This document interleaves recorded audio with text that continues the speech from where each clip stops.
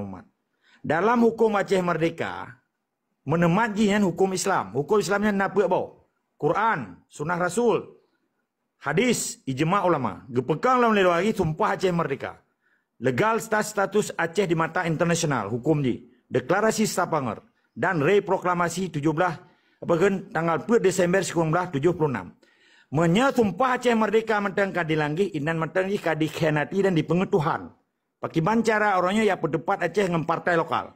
Sementara partai lokalnya Undang-Undang Dasar dan tunduk dan patuh kepada Undang-Undang Nomor 8 Tahun 2011 yang dipegang Pancasila dan setia kepada Pancasila dengan lungkun ayat 1. Setiap warga negara Indonesia berhak secara kelompok dan berorganisasi berhak mendirikan partai. Cinta kepada Pancasila dan Undang-Undang 45 dan melestarikan NKRI. Mana itu kalimatnya? Nak melanggar hukum mana? Mana melanggar sumpah mana? Nyo berjelas hadom tuah mandum macam doa gitu. Kah? Pun kan kau melanggar sumpah. Katanya ngino Pak Perdana Menteri Aceh draw ke yang mulia lah takun tanya urun cik tu. Perkara pribadi tanya hana urusannya tak berdepak hukum Aceh ni. Perdana Menteri Aceh yang ke sandang le tungku urun cik katanya yang tak mulia urun cik tu lah. Kah? Mahmud Al-Haidar. Ho ke mereka Perdana Menteri Aceh ni? Ho ka? Dr. Deni Abdullah. Ho ke mereka Menteri Luar Negeri Aceh kayaknya. Kagak terima dan Quran taboh dua boh Quran taboh dua boh sumpah kayaknya. Gepemain Quran lom ngan gepemain Quran nanti geperaya sumpah gubernur kayaknya. Nyo bahaya di dalam kehidupan manusia nyo ke golongan munafik. Baik gara-gara kayak munafik, gak munafik 5 juta bangsa Aceh. Nyo hanjut. Awai na Aceh ngai Indonesia. Maka takun Indonesia yang perampok. Mau ronyo na bangsa Aceh di pedang partai lokal dan di sedap perampok jih perampok. Jelas kan kalimat lon? Nyo berdasarkan hukum. Kan berdasarkan pribadi lon dan logika lon. Nyo kan logika. Nyo hukum. Karena anjir tak perlu pandang rom yang hana hukum. Orangnya tatanya yang Mbak Indonesia. Berdasar jih rupa Aceh.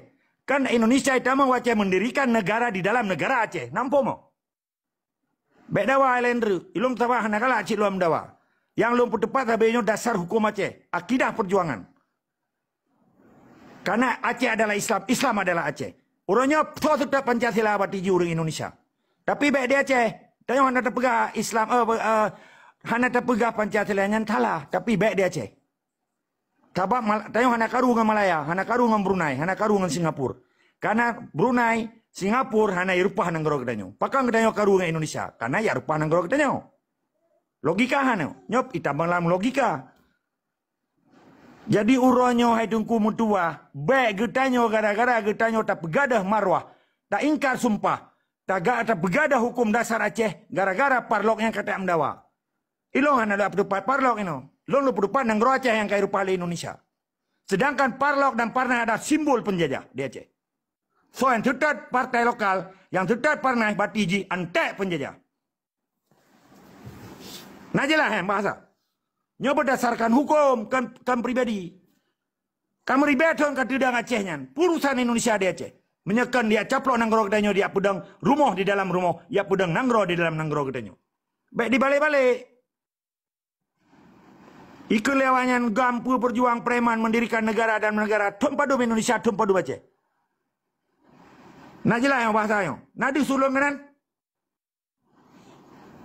Hos kah? Jelas tak tu, hambo. Jadi orangnya getanya kan tak berdepat urung, benar berdepat long, baik tetap long. Tak tetap hukum Aceh orangnya. Ketika Indonesia kayak caplok Aceh, berarti haram hidup di Aceh. Lagi pencuri hiduplah rumah hutannya. Haram tunggu. Mampakal orang yang hai tahu seji karena haji nabude. Dan na ante-ante haji yang tertaji. Jaroga kiji ke kunana gubernur Jawa. Nyankan gubernur Aceh yang gubernur Jawa. Walaupun Dr. Deni. Kau kemenangan Perdana Menteri Luar Negeri kan. Kagak terima kan. 25 Juni 2012 gaya yang gemusumpah yuk Quran.